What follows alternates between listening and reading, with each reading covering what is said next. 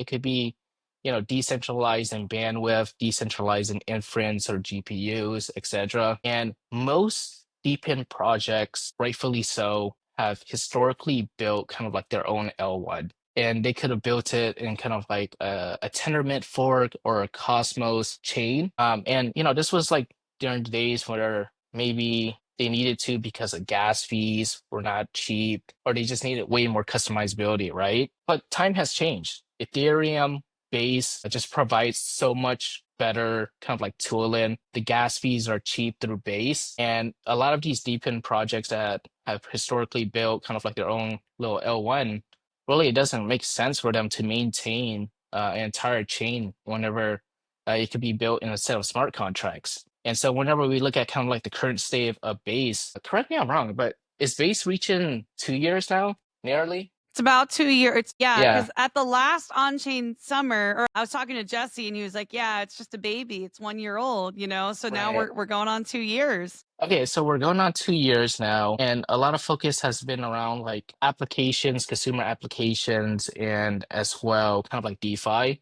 And naturally, I think that naturally grows with DePIN as well, right? More DePIN projects are going to launch on Base. It just makes sense because handling your own L1 security is just a complete overhead that generally most people shouldn't inherit in the first place. But whenever we look at kind of like DePIN projects on Base today, it's still very young and has a lot of opportunity to grow.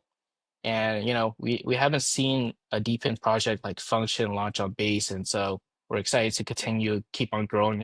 I think naturally over time, Base effectively wins on DePIN as well.